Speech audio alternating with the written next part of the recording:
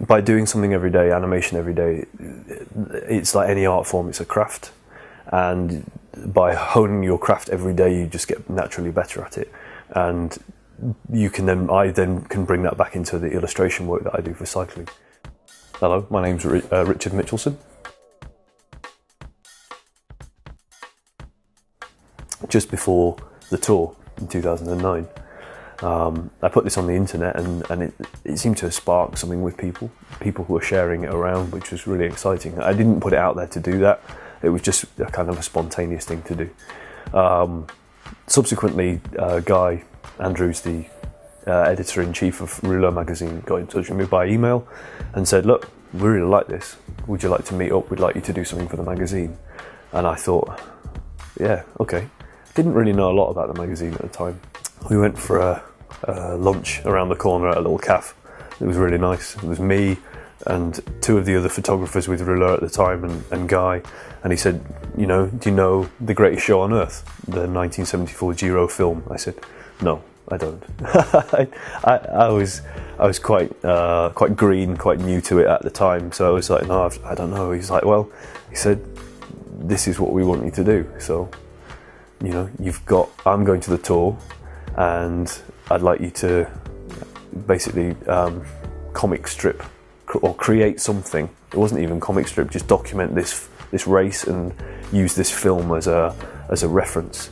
And so that's what I did up in Rouleur number 14, and that was quite successful. People really liked the work. I was getting some great feedback on things like Twitter, which then I just started using, and people were really like, oh, this is great, we like it a lot, which is really flattering. There's nothing like, that's the only thing I ever say to people, that is just massively flattering that people like the work. The three main characters that we created for that comic strip, we thought, well, we'll try and make t-shirts, because of their quite simple style. They work well placed on a shirt, so that's what we did, and it went from there. Really, that's it. So that's how they started. Yeah, that's where the style came from. It's been tweaked and refined, I think, over that time. If you look back at those early portraits, they're quite different to the ones now. If something's not working, there's no point in dwelling on it. Change it, make it better, and learn from it. And then hopefully, you won't do that again. Then there was the Tour of Britain. It was a funny day. We went to the Tour of Britain. I got invited to the Tour of Britain to be with Rouleur for the day. Last stage was in Guildford that year. And they said, oh, we want you to present a print to the most combative, I think is the word, rider. And the call came in as to Bruce from Rouleur. The call came in and said, look, it's going to be Mark Cavendish. And I was like, bloody hell. So we went behind the podium. It was amazing. Saw all the riders that day who had won, who had done brilliantly well, and then called up onto the podium in front of all the people and the press, and presented Mark with this massive print. And I saw photos of it, and you still remember it. And he gave me a big smile. I said, enjoy putting this up in your toilet or whatever he was going to do. Big smile, and that was it.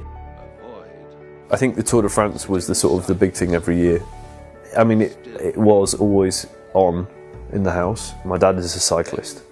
My dad's always been a cyclist, kind of a weekend warrior, still does, works exceptionally hard for us as a family, and so and would ride on weekends, and most bank holiday weekends we would be out on longer rides, but the tour was very exciting for me as a kid, definitely, and it was only when I left art school that I got into sport. I started rowing. So So I was rowing with a club in London and then a club here in Sussex. And then after that, I thought, well, I'd started to cycle. I'd got a bike, and I'd started to ride more and more. And then I started to really get obsessed with it. Although I like the work of Lowry, LS Lowry, and his like treatments of big scenes with huge amounts of people in them. They're really exciting. I like the work, usually commercial design work from the 50s. I've got loads of books up there about them. I'm taking influence from people and places all the time. I think that's quite important, to feel like your influence can come from anything. I think for me, as long as like simple and clean design work, whether it's product design, whether it's anything, for me is really great. I don't tend to dwell on things. I don't tend to get all sort of like, oh, look, I've done this, that and the other, because it's not really what I'm about. It's just about, as I said before, it's flattering that people would want to work with me. And then I'm a massive cycling fan. So to get the opportunity to think that people like Mark have, looked at my work, signed it off, like it, know that him and his family like it, that's enough. I think that's fantastic.